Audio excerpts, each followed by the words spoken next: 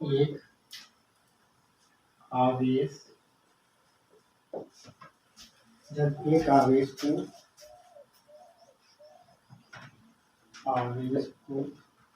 दूसरे आवेश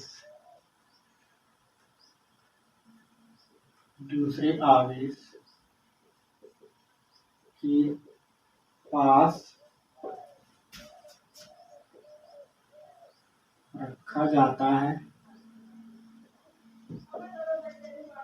तो उनके मध्य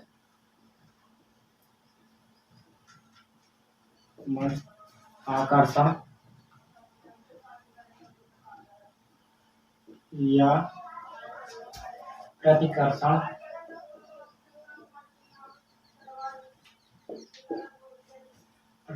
बल कार्य करता है जिसे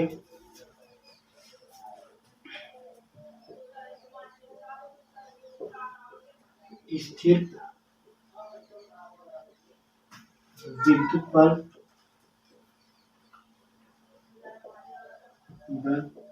या कूलाम बल कहते हैं।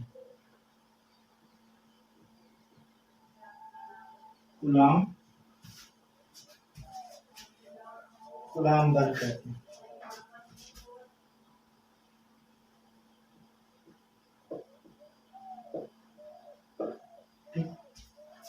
अब हो गया, यानी कूलाम का जो नियम हम स्टार्ट कर रहे हैं यहाँ से, यानी जब एक आवेश को दूसरे आवेश के पास रखा जाता है तो उनके मध्य आकर्षण अथवा प्रतिकर्षण बल कार्य करता है। जब एक आवेश को दूसरे आवेश के पास रखा जाता है तो उनके मध्य आकर्षण अथवा प्रतिकर्षण बल कार्य करता है, जिसे स्थिर विद्युत बल या कूलाम बल कहते हैं। इसी को कूलाम का नियम भी कहते हैं। ठीक है, कूलाम का नियम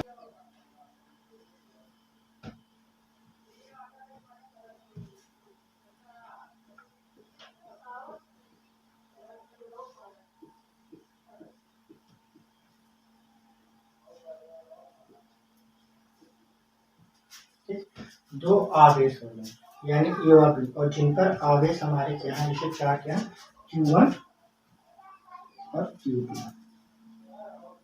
ठीक, अब देखो दो आवेश लिखा गया ना, जब एक आवेश को दूसरे आवेश के पास रखा जाता है तो उनके मध्य, दोनों के पास ले जाएंगे तो उनके मध्य क्या आकर्षण और प्रतिकर्षण बल लेंगे, यानी एक खींचेगा दूसरा उसको हटाना चाहेगा तो आकर्षण और प्रतिकर्षण बल कार्य करेगा। इसे स्थिर विद्युत बल या कूलाम बल का कहते हैं। अब इसके बारे में हम लिखते हैं। अब इसका फिगर देखो,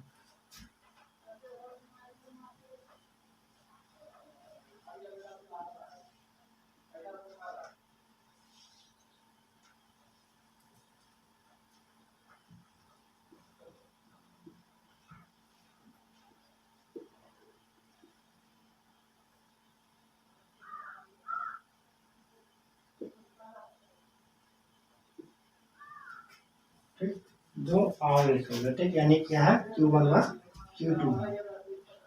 अब इनके बीच जो दूरी है, यानी यहाँ से यहाँ तक की जो बीच दूरी क्या है वो R है। ठीक, दो यानी बिंदु आवेश है Q1 व Q2, और यानी इनके बीच दूरी क्या है R है, यानी Q1 Q2 दो बिंदु आवेश हो गए जिनके बीच दूरी R है। अब इसके बारे में लिखते हैं। अब ये कैसे, यानी कूलाम के नियम के अनुसार दो स्थिर बिंदु, ये दोनों स्थिर हो गए, स्थिर। कूलाम के नियम के अनुसार दो स्थिर बिंदु आवेशों के बीच लगने वाला आकर्षण, इन दोनों के बीच आकर्षण और प्रतिकर्षण बल, ठीक, स्थिर बिंदु आवेशों के बीच लगने वाला आकर्षण और प्रतिकर्षण बल उनके मात्राओं के गुणनफल के अनुपाती होगा। इनके यानी जो बल लगेगा उनके मात्राओं के गुणनफल के अनुपाती या अनुपातिक Q1 Q2 होगा। ठीक, ये इक्वेशन 1 हो जाएगा। ठीक, या अनुपातिक Q1 व Q2, और फिर इनके दूरी की जो होगा क्या व्युत्क्रमानुपाती होगा, यानी 1/r²। ठीक, इक्वेशन 2 बनेगा। ठीक, अब इन दोनों को हम सॉल्व कर, अभी इसके बारे में लिखेंगे।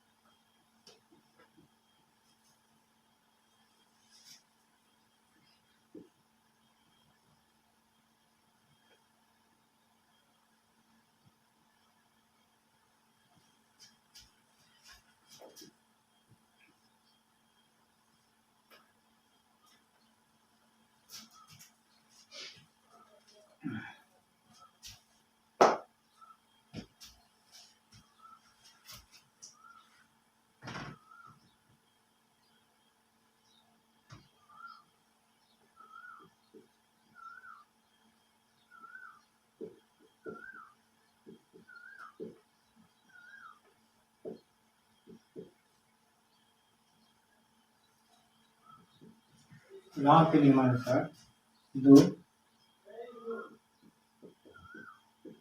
स्थिर बिंदु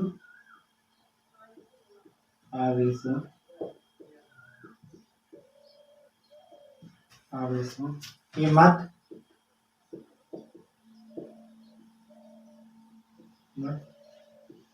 लगने वाला आकर्षण तथा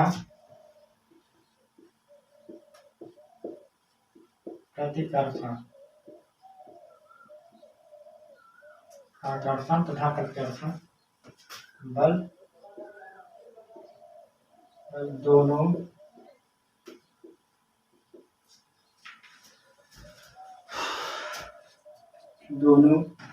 आवेशों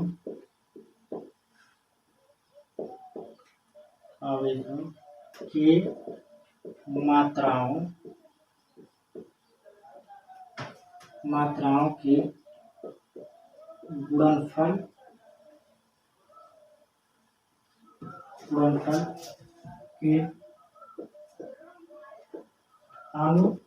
के अनुक्रमानुपाती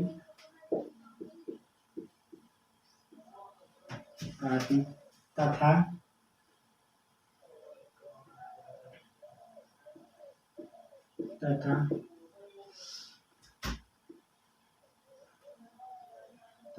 उनके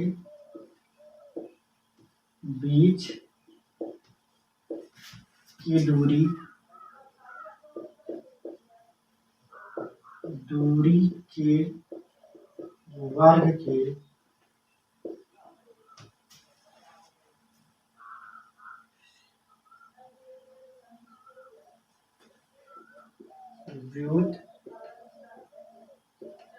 व्युत्क्रमानुपाती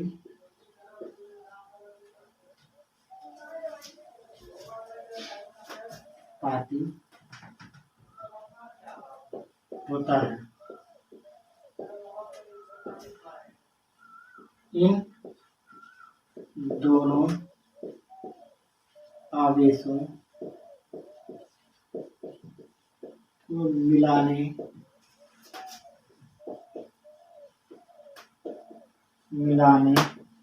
वाली रेखा के अनुदिश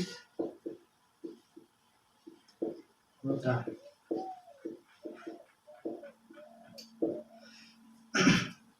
ठीक, अब कूलॉम का जो नियम था, यदि दो स्थिर बिंदु आवेशों के बीच लगने वाले आकर्षण अथवा प्रतिकर्षण बल दोनों आवेशों की मात्राओं के गुणनफल के अनुक्रमानुपाती तथा उनके बीच दूरी वर्ग के व्युत्क्रमानुपाती इन दोनों आवेशों को मिलाने वाली रेखाओं के अनुदिश होता है।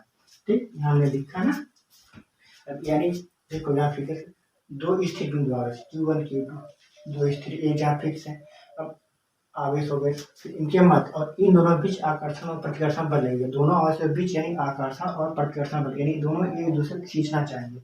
फिर आवेशों के मात्राओं के गुणनफल के अनुक्रमानुपाती, अब यानी दोनों आवेश के मात्राओं के अनुक्रमानुपाती यानी F क्या हो जाएगा, F अनुक्रमानुपाती Q1 Q2 हो गया। अब इस इक्वेशन में पहली कंडीशन यहाँ तक दो स्थिर बिंदु आवेशों के मध्य लगने वाला आकर्षण तथा प्रतिकर्षण बल आवेशों के मात्राओं के गुणनफल के अनुक्रम यहाँ तक हो गया। ठीक, अब इनके बीच की दूरी वर्ग के व्युत्क्रमानुपाती इक्वेशन। ठीक, अब यहाँ लिख सकते हो समीकरण नंबर 1 व समीकरण नंबर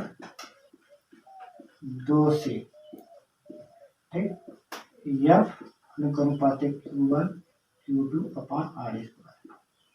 ठीक, यही जो अब चिन्ह हटेगा, तो यहाँ एक कांस्टेंट सभी जानते हैं, अनुक्रमोपाती का जब चिन्ह हटता है तो यानी इसका कांस्टेंट आता है, जिसको हम नाम देते हैं के।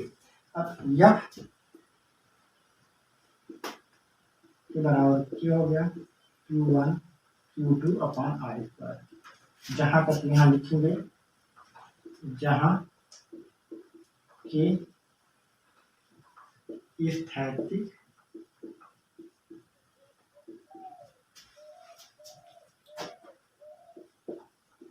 विद्युत की नियतांक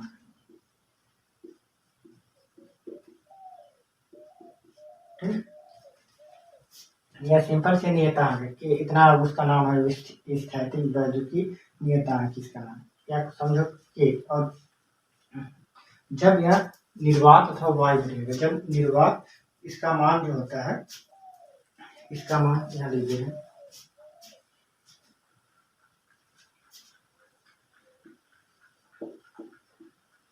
इसका मान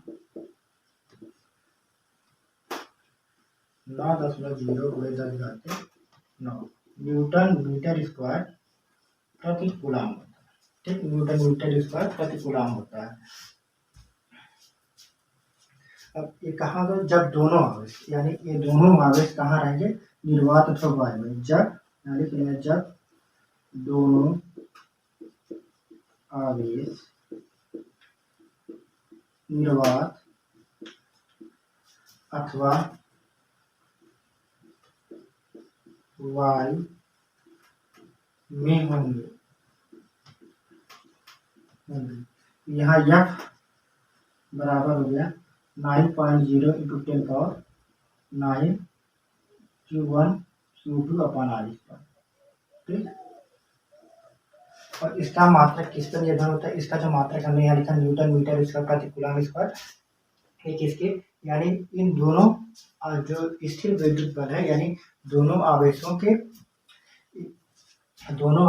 Q1 और Q2, इन दोनों आवेशों के और दूरी तथा बल के मात्रकों पर निर्भर करता है। एक इसके, यानी इसके और इसके तीनों पर कांस्टेंट का जो मात्रक होता है, यह आवेश, दूरी और बल के मात्रक, बल का मात्रक न्यूटन, आवेश का मात्रक कूलम, दूरी का मात्रक मीटर होता है। ठीक, अगर आप इसकी बात कर लो तो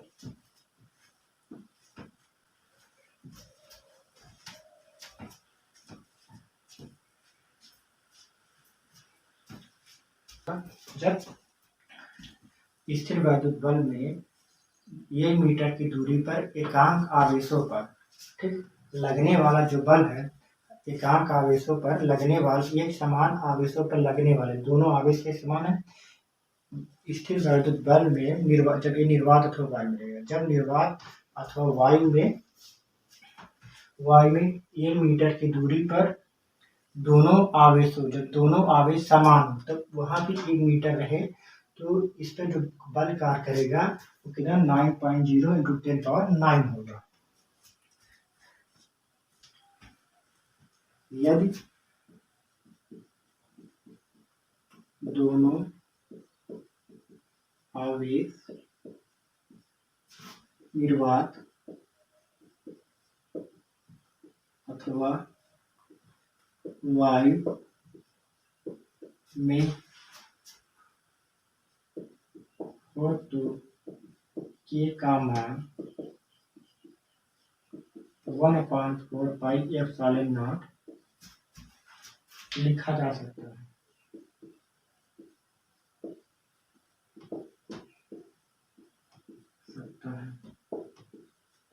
ठीक,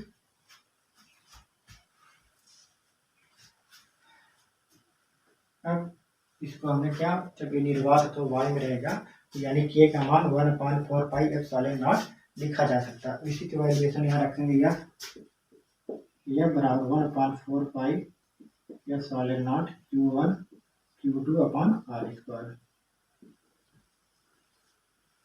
ठीक, इसकी वैल्यूएशन हो गई। अब ये जो के होता है, के के बराबर 1/4πε0 और इसी के बराबर 9.0 × 10⁹ न्यूटन मीटर स्क्वायर प्रति कूलम स्क्वायर। ठीक,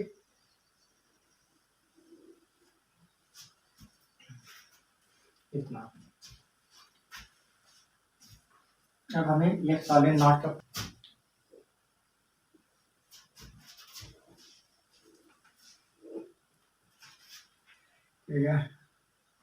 एक सॉलिड नॉट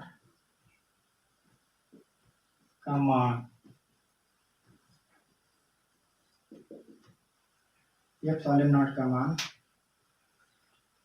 निकालने के लिए निकालते हैं। देखो कि किसी की एक लाइन और लेते हैं 1/4 पाई इस साइड कर लेते हैं 1/4 पाई एफ सॉलिड नॉट 9.0 × 10⁹। ठीक, एफ सॉलिड नॉट इसको इस साइड में और इसको सबको इस साइड, तो ये हो गया एफ सॉलिड नॉट बराबर हो गया 1/4 पाई इंटू 9.0 × 10⁹। और पाई का मान कितना होता है 3.14 4 गुणे 3.14 गुणे 9.0 गुणे 10⁻⁹। ठीक, अब फिर इसका गुणा कर दो, 4 में 36 हो गया, 3.14 गुणे 36 9 हो गया। अब इस 9 को ऊपर कर दो तो 3.14 36 पूरे 10⁻⁻⁹ तो ऊपर जाएगा तो माइनस हो जाएगा। ठीक, अब 36 गुणा करेंगे तो आएगा इसका 1/113.04 गुणे 10⁻⁴।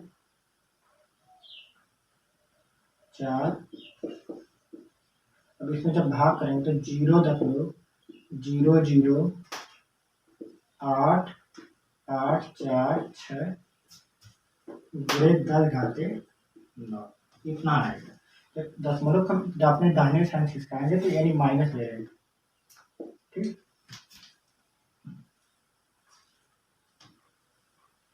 जब उसको हम अपने दाहिने साइड ले जाएंगे तो यानी माइनस जाएगा 8.85 गुणे 10⁻⁻⁹। इसका होगा कूलम स्क्वायर प्रति न्यूटन मीटर स्क्वायर। यह सॉलिड नॉट का मान ही होता है। ठीक, और दोस्तों 8 गुणे 10⁻12 हो जाएगा, इसको सॉरी 12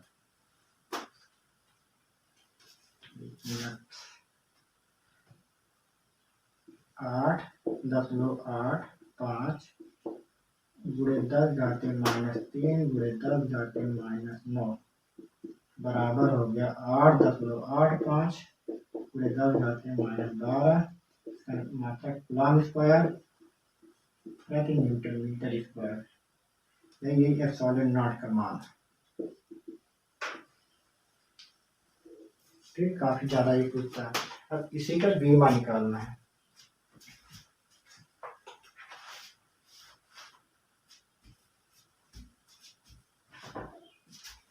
ये सॉलिड नॉट की बीमा, नॉट की बीमा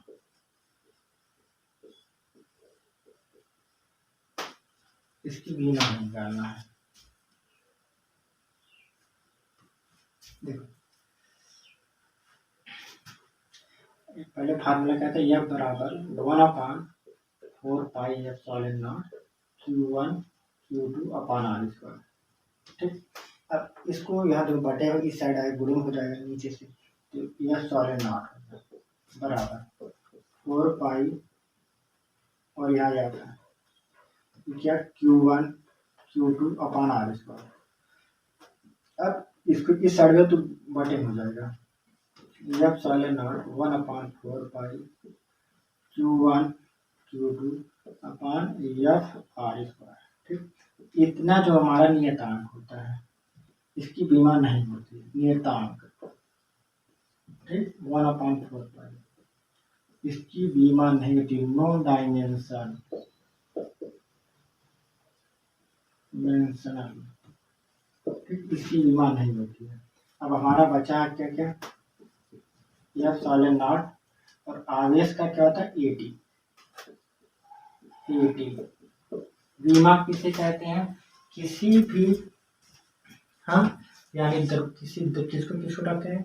द्रव्यमान हो गया, ठीक, मीटर हो गया, समय हो गया, ताप हो गया, किसी भी चीज को हम आयताकार के बॉक्स में रख देना ही बीमा कहलाता है, ठीक। अब आवेश का जो हमारा क्या होता है?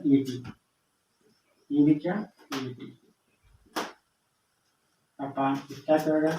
बल का यम यल टी पावर -2 और दूरी का क्या है? यल स्क्वायर पूरा ए स्क्वायर टी स्क्वायर और नीचे हो गया यम यल की पावर 3 टी पावर -2 ऊपर ले जाएंगे यम इनवर्स यल -3 t2 हो गया टी पावर 2 और टी पावर 2 ये हो गया इसका।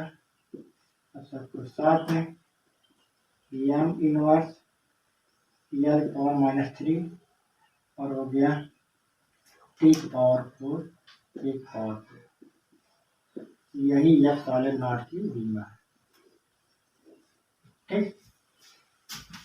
अब अगला जो होगा टॉपिक, ठीक, कूलॉम का सदिश स्वरूप होगा, वो कल होगा, ठीक। और कंटिन्यू क्लास ऐसे आप सबको मिलती रहेंगी, फिजिक्स हो गया, केमिस्ट्री हो गया, ठीक। और आप कंटिन्यू पढ़िए, ठीक। और बढ़िया से आपकी तैयारी करवाई जाएगी। 12th की सिलेबस की 95% एग्जाम में लाने के लिए पक्का एकदम रहेगा, ठीक। आप बेसिक से चीज़ें एकदम छोटी छोटी चीज़ें बताएंगे आपको,